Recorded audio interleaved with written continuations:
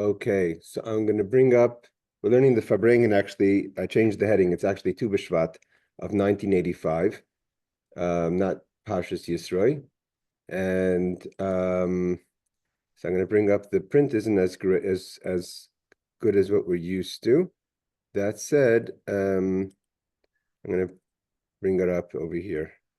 It's a very powerful Farbrengen. It doesn't Okay. say Tu B'Shvat, it says Chamshei Aser B'Shvat. Okay, same idea. It's 15. Tesvav is 15. So that's just the nickname it's been given as Tu B'Shvat, but it's Chamisha Asa B'Shvat. You're correct. Okay, everyone. So we're starting the Farbrengen again. It's Tu B'Shvat night, 1985. So the Rebbe says like this.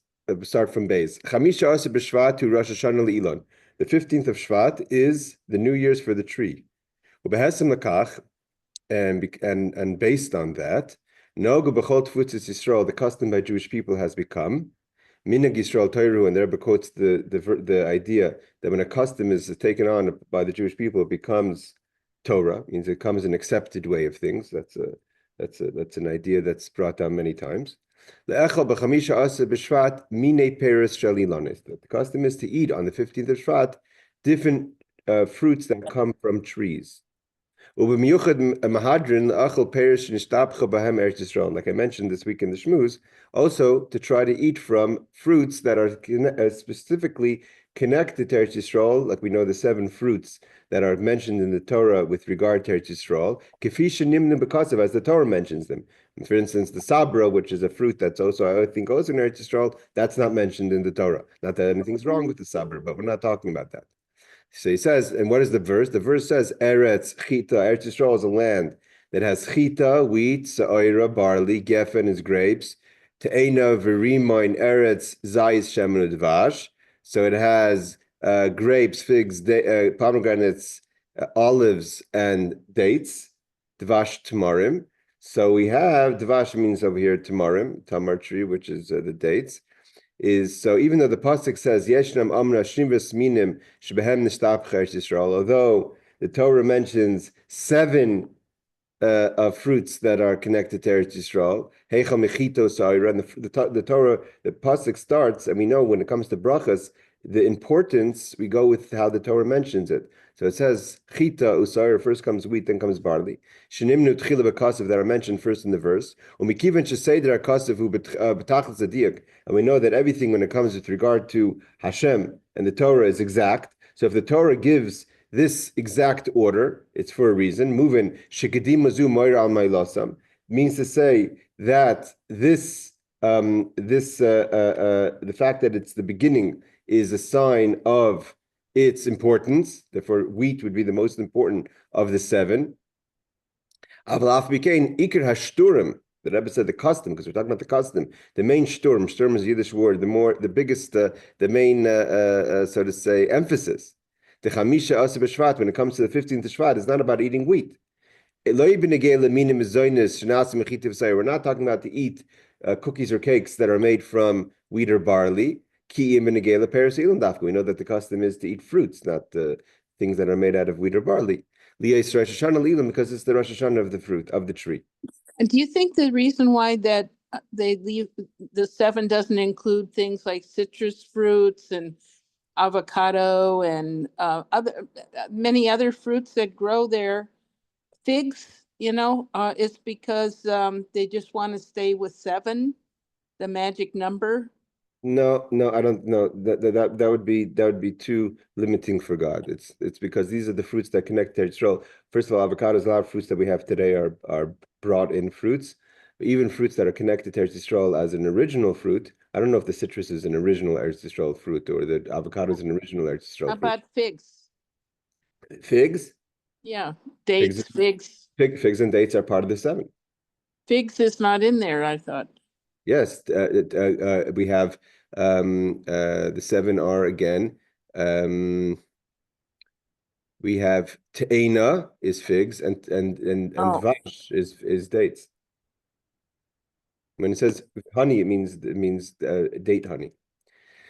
So it says afilu man damar, even according to the opinion. So basically, the idea is the simple answer is the reason why we emphasize the 5 versus the other 2, the wheat and barley, not part of the story of Tu B'Shvat, so to say, is because maybe you would hold that grains are not considered a tree. But according even afilu man damar, there is an opinion that says chita min ilonhi.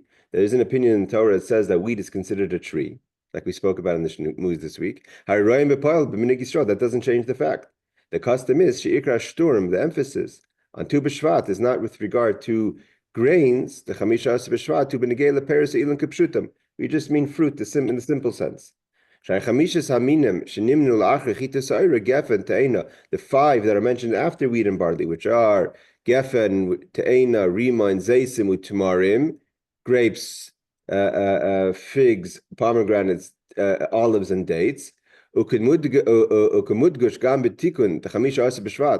Rebbe says that there's a tikkun, kind of a festival, or kind of say the word tikkun is really fixing, but it's also used in a way like a festival. What about carobs? Carobs are ancient. Yeah, but carobs halachically are not considered really a preferable fruit. Only they're considered really meichel behema. Halachically, they're considered meichel behema, animal feed. But only in a time of need they considered human feed. It's not something to take pride in. And it could, like I said, sabra for sure isn't a local fruit. It's only found in Jericho. It's still not counted. We know the custom by the Rebbe says by the Sephardi community is the emphasis on 15th of Shvat is about the actual fruits. We don't include wheat and barley. So the Rebbe says the very fact that we don't pay attention, so to say, to wheat and barley, even though it's the first 2 mentioned in the verse, and we put our emphasis on the fruits is not by chance, not just because people like fruits better than they like barley or grains, but because there's a hayra, there's a lesson in our avodas Hashem about this. This is the idea of the Sicho. The Rebbe says like this: Klal is achiluk shebein chita. What is the difference between what wheat and barley represent in our avodas Hashem, in our mission in life, versus regular fruits? In the most simple sense, is wheat and barley fall under the category of essential foods, because bread is an essential food according to Torah. Eretz Yisroel. When we talk about Eretz, the land, it's a land that gives off bread. Bread is an essential, halachically, bread is an essential food. Asher levav enosh yisod, that a person takes yisod, establishes their suda, their meal based on bread. We know the halacha of how bread establishes a meal, why we eat bread by main meals, but not also Torah recognizes bread as an essential food. But when it comes to fruits, as tasty and as full of vitamins as they are, they fall under the category not as essential, but under the category of a pleasure food. It means a food that you take joy out of. Like it says in the bracha that we say after we eat shahakal foods. When we say chisreinan, that's referring to things that are essential. And to give you life is like joy. Doesn't mean to give life as an essential sense, but the benefit of pleasure food. So here the Rebbe is differentiating between, in the 7 foods or fruits, want to say, that Eretz Yisroel is blessed with, there's 2, the first 2, which are wheat and barley, are essential foods, and the rest of them are called tainug, pleasure foods. Again, pleasure doesn't mean just that there's no benefit from them, but they're not essential in the sense of the way the Torah views the essential part that wheat and barley play. And this is why the Rebbe is making a whole sicha based on the custom. And this is why, because no one in the Shulchan Aruch does it say you have to eat fruits over barley or wheat. It became a minhag, a custom. But we know the power of a Jewish custom. So the Rebbe says, this is the lesson we could take from the 15th of Shvat, which is the Rosh Hashanah Le'ilan, the new year for the tree. Rosh Hashanah Le'ilanois, plural, for trees. That what we're celebrating and kind of identifying with the message of Tu B'Shvat is not about essential foods or essential avoda. The emphasis pleasure foods. Foods that, but what's the difference? And Rebbes is explaining what's the difference between something that's essential and something's for pleasure. Is essentially it's a basics, it's a survival mode. But here, tainig is something to make larger, to make something to sort of say elevate and upgrade the experience. Elon, Rebbes says like this: what is a tree? Misamel, it represents as tnuas hatzmicha b'avodas adam. It represents, we know there's different levels of avoda and different stages of avoda. The level of the elon is the level of tzemeach, something that grows. Shezui haschalas avoda, that's still in the beginning of the avoda, because we know that you have domam tzemeach chai medaber. So the lower two are lifeless things like stones and earth, or lifeless like stones, and tzemeach are things that grow, and greater than that are things that are alive, and then things that talk, which are the humans. So tzemeach, the concept of tzemeach and avoda is still haschalas avoda, still considered the beginning of our avodas Hashem. Let's say smidargal shadoimam. Why is it called the beginning? Because we leave a state of lifeless doimim, like a stone. We start a kind of a growth within ourselves. We don't have chayis yet, but we start to grow. The tzemeach. Only after that, then we go elevation, like the tradition in Torah is Ma'alim HaKodesh, we elevate in things of holiness. From tzemeach, we elevate to the level of a balchai, something that's alive. And after that, we grow to someone who talks. Adam. The Rebbes seems to say that the Adam itself is a completion of the medaber. Right? There's the beginning of the medaber, and because a lot of people speak things that they shouldn't speak. So you go from the speaking to being a complete Adam. Hashem Adam Elyon, meaning Adam is as if you were like God. Adam Elyon means like God. V'hine, meaning to say in perfection. V'hine. Kasher bar Rosh Hashanah Ilan. So therefore, what's the stage of Tzemeach? Tzemeach is the beginning. So it comes the Rosh Hashanah for the tree, which represents the concept of something that grows. Haschalas avodah was still in the beginning of our avodas Hashem. Binyan yatzmicha, and it's starting to first grow. So a person has to ask themselves, what is my emphasis? What am I focusing on when I'm just beginning to start my journey of Torah mitzvahs? So we tell the Jew, shekvar b'aschalas avodah, right away in the beginning of our service of Hashem, that we're going from a domim to a tzameach, from lifeless to something that's growing.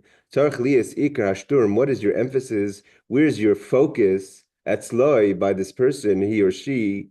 You may think that when I start my service of Hashem, I'm starting the path of Torah mitzvahs, I have to focus on essentials. Because right now I'm just beginning. So I need to get the essentials first solid, and then I could start focusing on pleasure foods. Right? So we tell the person that your focus should not just be on essentials. You have to also, what's the emphasis? That fruits, things that grow also give fruits that are not essentials. Peres ha'ilon, the fruit of the tree. Claimer, what's the message we're telling the person? So when it comes to serving Hashem, and you're starting your path of service, don't first get into the mode of getting just used to it. Mitzvahs anashim l'mada is people just do things out of custom, out of what they're used to. I wake up in the morning, I go to shul. I wake up in the morning, I wash negavas. I say modani. It's mechanical. You have to be with focus.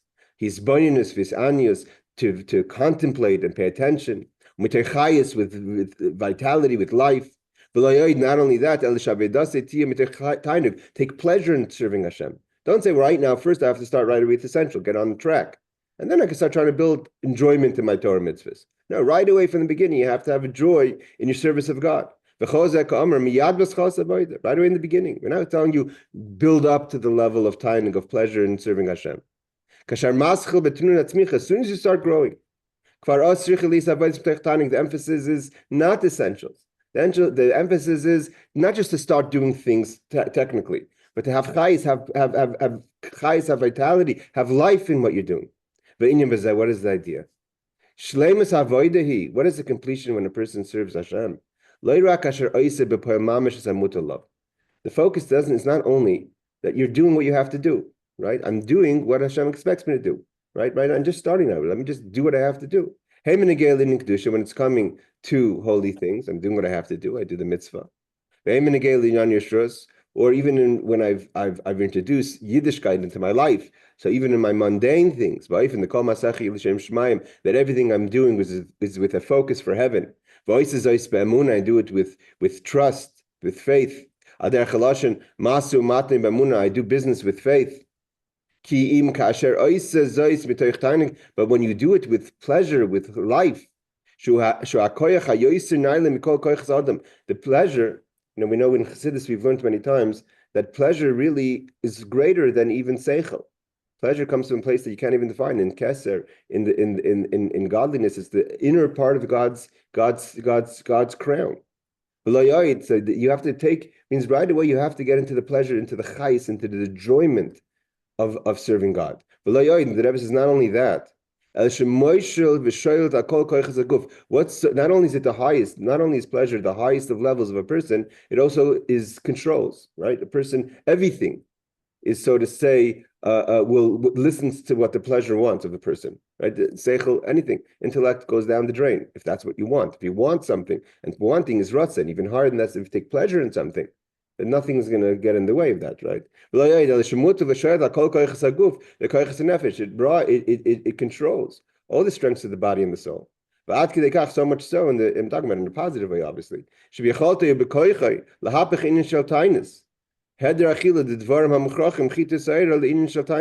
could take something that you don't, and hold on.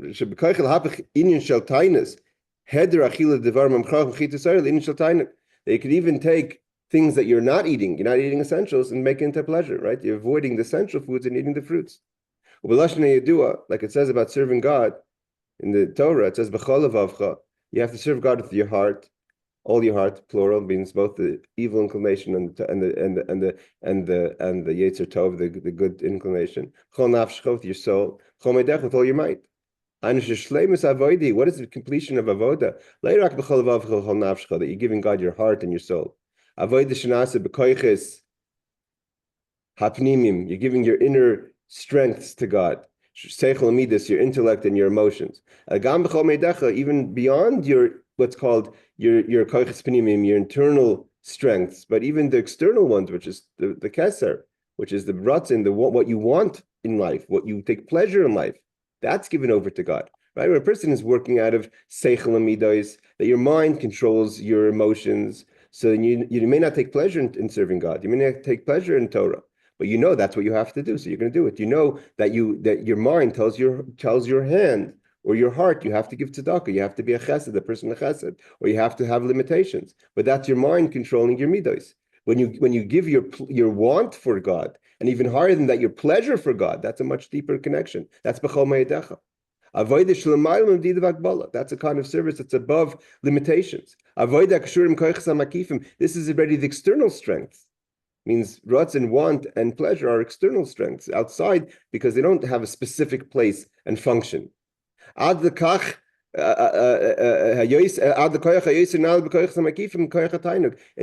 deepest of the most external, which is that your pleasure in life is pleasure, you take pleasure in godliness and holiness. And the Rebbe says, and that's why a person may think to get to that level, that my want and my pleasure of life is godliness, that's down the road. That'll take me a long time to get to there. No, we learn from Tu B'Shvat that when we talk right away to Smicha, right when we start growing on the path of Avoda, what is the emphasis is on pleasure fruits, not on essential fruits. The Rebbe says, and to put it into other words, what is the idea of it? What's the Avoda? What's the purpose of a service of a Jew? Is why was I created? Why was I nivreisi? Why was I created by God? The shamash is going to serve my master. Ligram, and what does it mean to serve my master? The Rebbe says, ligram tainug, to give pleasure, v'nachas ruach l'kadosh baruch hu, and nachas to God. Nachas ruach lefanei, like it says about regard to our performance of the sacrifices. The nachas ruach lefanei shamarti, I take pleasure in the fact that I told you, I commanded you, v'nas return you to do what I want. When a person reveals the inner good, the good that God finds in creation, because when you connect, you're taking the things of creation and those themselves bringing to godliness, that's tov mode. Even though God saw that everything He created before Avodah was good, without our avodah, ready before we start to toil in the world and take the worldly things and turn them into holiness, right? God created the world on the sixth day. When he finished creating, he said, Tov, it's ready good. But there's no avodah yet. It means the trees were the trees, and the mountains were the mountains, and the rivers were the rivers. But no one took the water from the river and made a bracha yet. No one took the hide of an animal and made a sefer Torah yet. And still God said, Tov ma'od, yeshna kfar mitzisa bri'atzma, even just from creation, it was good. Mikol makom bar el kimasis, but that's not enough. The goodness of creation on its own is not enough because God created lasos. He wants us to get involved, to change, to take the worldly things and make them holy. The sakin, to fix. Kadesh Yehudi Yosef b'zeh oid Yosef. The purpose of creation is not that it's good on its own, that creation is perfect, but that a Jew goes into the world and humans go into the world to make it, Yosef, to add goodness in the world, add from what's created and elevate that. So much so is it important. Avodah, our service within the world, means we don't survive. That this is the whole point of the Rebbes saying. If the emphasis is survival foods, essential foods, you don't see so much the idea that our mission here in the world is to fix and to change, to elevate, because we're only getting involved in essentials. Essentials is just basics. I need to survive. I need to survive in the world. I have to eat. But when I'm able to take pleasure foods that are not essential and turn that into an experience of holiness, so then not only am I in the God's world, but I become a partner. Shutiv l'kadosh baruch hu ma'aseh. I become God's partner. Because just like God created the world, which was a good world, he says it was good on its own, but now needs an l'sakin, lasis, we have to elevate it. So I'm now taking that good and making it better. I'm a partner of God. That's a shutiv l'kadosh baruch hu ma'aseh b'reishis. L'shem kach, and therefore, alav lishtamish b'toiv ma'id she'eshni etzel Yehudi. Therefore, it's not enough to give God your mind and your heart. You have to give him your pleasure. You have to give him your want. What are the things you want and what are the things you take pleasure in? That's godliness. Okay, the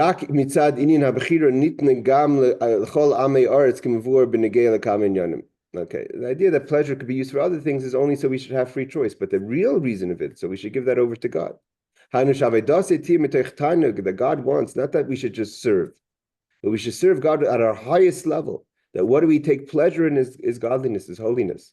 Go to the depth, the most beautiful part of your soul. And so what is the lesson that we learn?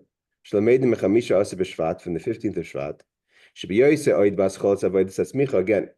So if that's the goal is that we have to give our pleasure and want to Hashem, our best to God. Right? So a person, now we're standing on the 15th of Shvat, which represents the idea of tzemeach, of growing, which is from the beginning stages of a person's service of Hashem. So the lesson again is, I'm just beginning to go from a doimim, from a lifeless thing, to someone that's starting to grow in life, in my journey with God. And we know that Tu B'Shvat is not, we're not talking about the fruit yet. We're just talking about the saraf, the what is it called, the scythe that goes into the tree, to give the energy that goes into the tree to give it the power to grow. How didn't it put out the fruit? It's just now getting ready for the new season of the fruit. It's only the beginning of starting to give off the buds of the fruit. We're still in the winter, right? We have to stand ready. Because we're just in the beginning of our path. We're just starting to grow. We're just starting to see something small of movement in our life. Is we have to be tenuah kazu. What do I want? What is my she'ifa? What's my focus and desire? I want that. What should be my pleasure in life? My pleasure in life should be serving God. Ava b'tanugim. It's called the love of pleasure. Even when I'm holding the beginning of my path of service. You can't start and say, well, I'm in the beginning. I have to focus on essentials, which is the first two fruits of the verse, represented by wheat and barley. So I may think that right now I have to start with focusing on wheat and barley, essential foods. Things that are essential. What are the most important things for me to do, right? What does the person say to Hillel Hazakin? Teach me Torah on one foot, give me the basics. And only afterwards, later, as I become more solid in my path, I may think, then then I could move from chita, sa'ira to geffen to grapes. B'chein hala from grapes to dates and figs and rimon and all that. Ad lavoidis b'chinis tamarim, which the last of the 7 is the figs, is the dates, k'mevur b'kis ve'arizal, prate and yonim b'avoidis adam. It would be beautiful to see it, but the Arizal, we don't have it here. The Arizal explains how each one of the 7 fruits represent a different level of the service of a person. I'm wondering about pomegranate with the 613 seeds, mitzvot. All kinds of pomegranates in Israel. Yeah, pomegranate is on the list. It is? Rimon is a pomegranate. Oh, Eretz, okay. Chita, Sa'ira, Geffen. Sorry, I didn't. Rimon Devash, Rimon Te'ena, Zayis Udvash, Eretz Zayis Udvash, yeah. El Miyad Baschol Ha'avoida. And therefore, so again, a person may think that I have to build up I start off with essentials, and I build up to getting to the higher levels of geffen, of grapes onwards. El miyad bas chos avoda. No, the lesson from Tu B'Shvat is right away in the beginning of my service. We have to go the way things should be at its best, at its most completeness. Knowing Adam le'elyon. My existence is I have to be Adama, as try to compare myself to above, meaning to Hashem. I right away have to strive, and not just strive that in a future way. Yet strive right away immediately. Just like God takes pleasure in me now, I should right away give my pleasure to God right away in the beginning. And this is a very much of a Rebbes way of viewing things. When a person stands with this mindset, of this approach, they're not going to build up. I'm not going to take slow baby steps until I get within my avoda for sarafat essentials. But I'm right away want to give my best. I want to give everything. I want to give my pleasure, my druts, and everything over to God. Even at the beginning of my stages of avoda, of my service. When a person is standing in this mindset, right away in the beginning of their avoda, and this is, I'm adding this is not, it's not, the Rebbe is not saying this, but this we're seeing mostly in the Baal Tshuva, the person who comes to Torah later in life, because children, a person who is born in a religious environment, these things happen as a child, so it's much harder to make this kind of focus. But a person who's making a change, a tshuva change in life, and you're an adult, and see things from an adult perspective, this is very much a Sicho that's talking to that person. When a person starts, right away in the beginning of the Avoda, Rosh Hashanah, the Rosh Hashanah, we're not talking about within the year of the tree. Right away, the first day, the Rosh Hashanah, the New Year's of the tree.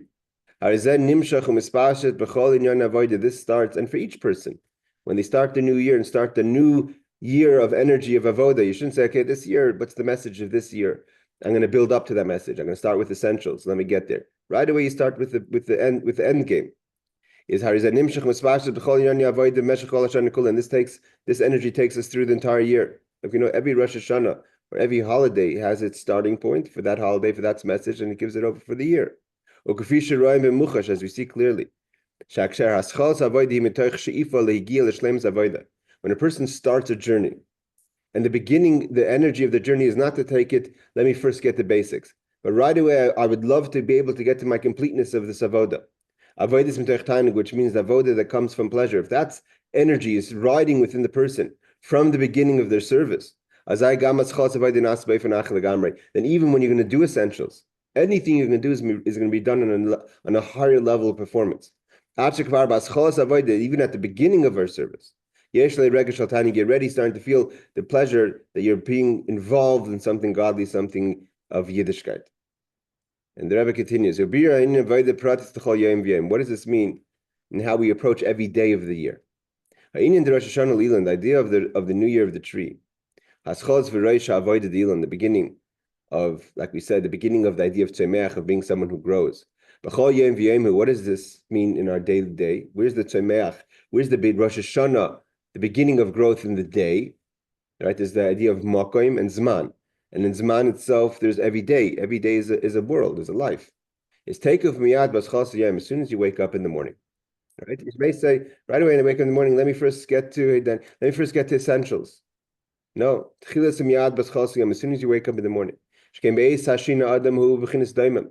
Rebbe says that in the stages, the 4 stages of domam tzemeach chai medaber, Every person goes through that experience on a daily basis. Because when you're sleeping, you're like a domim. So to say, almost lahavdil, lifeless, right? You have no real functions going on. As soon as you wake up. So that starts, as soon as you wake up, is the time of Tzemeach, when your day starts to grow from being a person who's been sleeping to now be a person awakened to be able to accomplish something. We tell the person, as soon as you wake up, as soon as you wake up,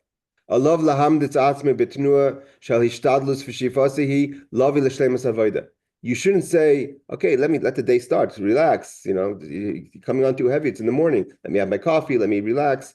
Right away, as soon as you wake up, your desire, your focus is, you don't have to get crazy, but your focus has to be, how can I get to the completeness of the day? How can I right away integrate the pleasure of what I'm able to accomplish today, right away from the beginning? It doesn't have to come at 2 o'clock in the afternoon or 11 o'clock in the morning. And then when you wake up, with that desire, that she'ifa, to have the pleasure of the day in our service of God, right away when you just say the first moida ani lefanecha, it's with a life, a vitality. You already have the pleasure just in the moida ani. Moida ani lefanecha, I'm able to thank God for being alive. The Rebbe said to put it simply, when a person starts the beginning of their day, a person may think, slow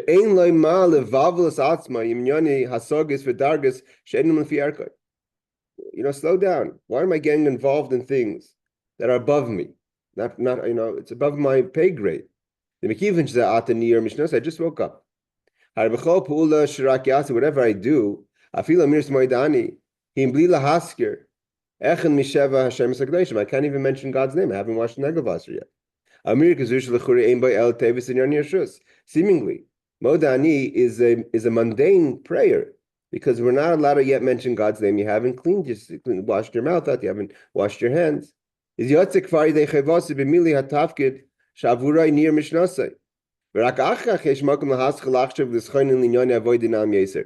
just focus on the fact that I'm up now. I can't even halachically I can't do certain things now. So why do you want me to have this energy of full, plugged full in and go amp up the energy right away with Maidani? Even the Torah says I have limitations now. And this is what the Alter Rebbe quotes in the Shulchan Aruch, Medivri HaTur, and it's brought down, of course, in the Tur, the Arboturim, V'Harama, which is the authority of halacha for the Ashkenazim. The Tur was himself also Ashkenaz Sephardim because his father was from Germany, but he came to Spain. V'Rambam Maimonides, B'Sifrim Nevuchim, Miyad Mishnir Mishnasai. That the Alter Rebbe says, and he quotes from others, as soon as a person wakes up, Yachshev v'libe, the first thing you should think about, the Fnei mi hu sheichev, who did I just sleep in front of? And you should know that God is hovering over you as you sleep. God is tamid over me. The Alter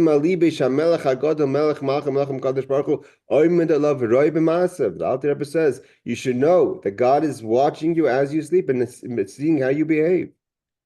Even before you said the Moidani. As the Alter Rebbe continues, only afterwards in Sif Beis, after the Alter Rebbe says about recognizing and paying attention to the being conscious of the idea that God is watching you as you sleep, does he say in the next law that when you wake up you should say the Modani? A person has to have, like, I place God in front of me constantly. The awareness of godliness has to be even before you say the Modani. The das to know, das also, in Chassidus doesn't mean just to know, but to be mekusher, to be connected to the idea. And to think,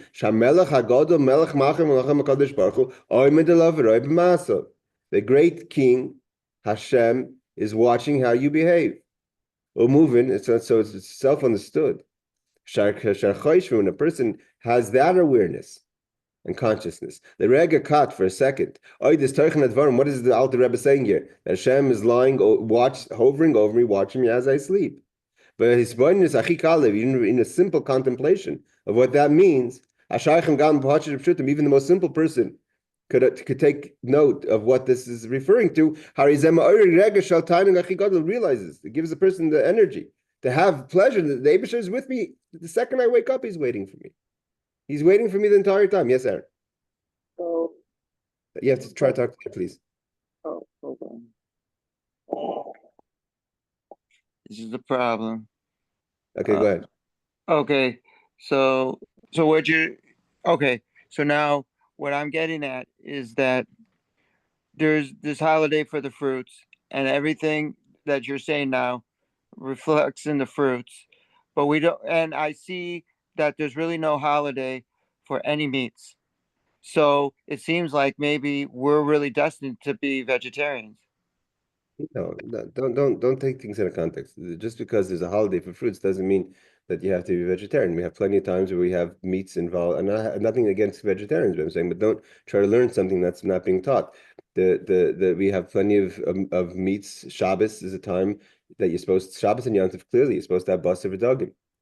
So there may not be a specific Rosh Hashanah for the meats, but there's definitely the concept of the mitzvah of ein simcha el b'basar. There's no joy without meat. Okay. So he says, mitzad echad, on the one side, meduber oidis ben adam, basar v'dam. So what is the contemplation here? That Hashem is watching over you as you sleep.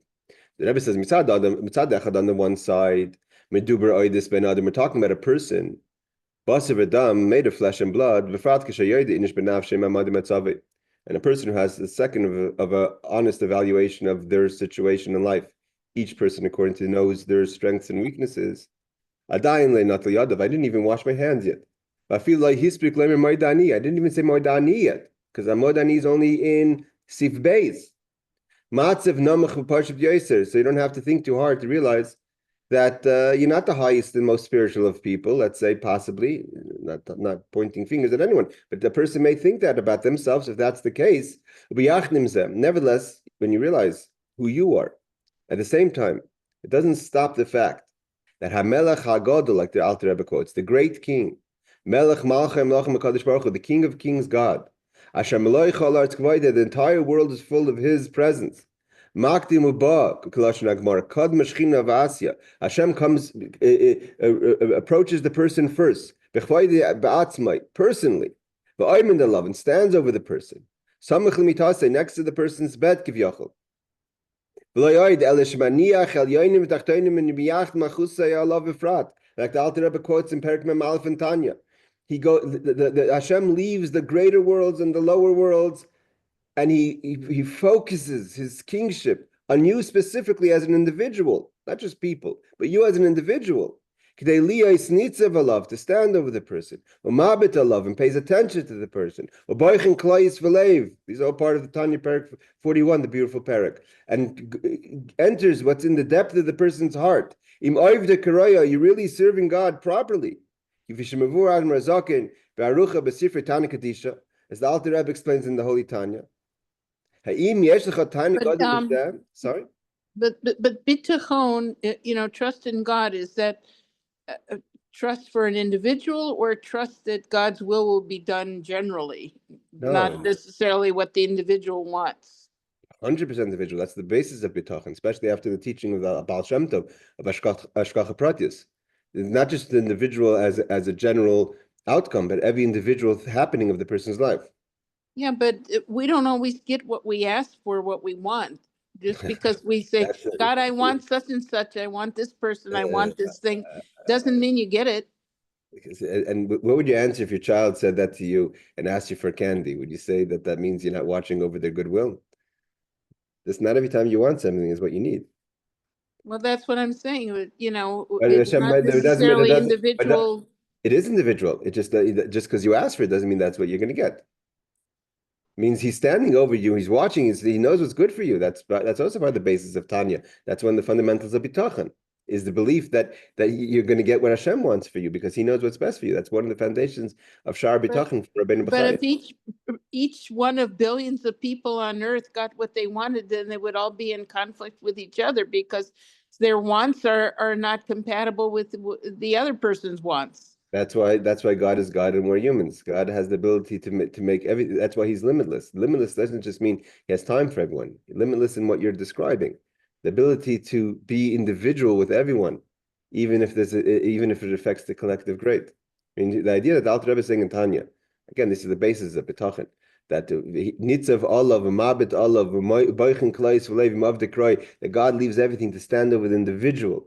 It's not just talking about he stands over everyone while they're sleeping. He's standing over you, watching you, know what you need and what you're thinking and where you're holding and what's expected from you. And he's with you in your individual journey. That's what the Rebbe is continuing over here. Therefore, could you is there a greater pleasure in life knowing this, the detail of attention Hashem has for you? You don't have to think too long about that to plug into the idea. That should bring out into you a feeling of pleasure back to God. Right? When you see when someone gives you such attention, are you just going to ignore it? Again, the Rebbe quotes, he's putting everything else on the side. He doesn't care. He has no other agenda. Turns off his phone, turns off everything. And what's he seeing? He wants to see one thing. Are you going to say the Modani or not? Not just are you going to say it, what kind of energy are you going to say it? How excited are you to wake up? How excited are you to start your day? The Rebbe says, pay attention for a second. Even the most simple person, doesn't have yet the ability, with a broad understanding. Yodea knows, everyone understands the difference between a creation and a creator. Who Yodea, that person knows. Like you said, here you go, Sharna. There's a big world. With thousands and tens of thousands of creations. And doesn't take long for the person to recognize that nothing made itself. Everything was created by God. There has to be a creator, like Avram Avinu came to that conclusion. How great is God if he could create such a great detailed world?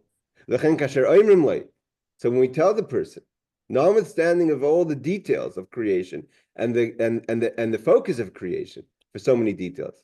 So we tell the person, the creator, this great creator that created so many different things with so many different interests and needs, like you said. Melech Machem Lachem Kadosh Baruch Hu, King of all kings. Nitzav Allah is standing over you as an individual. Umabit Allah is watching you as an individual. Im Oivde where are you holding? How are you saying Moidani right now? That's what God's attention is at this moment. That not just that God wants to see passively, but he takes an individual pleasure. Nachas ruach lefanai, God takes pleasure. Shamarti v'naser etzoni, I told you and you did it. V'omer moidani lefnecha, how are you saying moidani? V'yoyse afilu lefnei l'til sidayim, you didn't even wash your hands yet from the tumah, the impurities of sleep. Kasher asur loy lemer shemus hakadeshim, God knows you can't even mention his name now, halachically. What kind of pleasure does that awaken both in the person and the Kadosh Baruch Hu? You just woke up. What's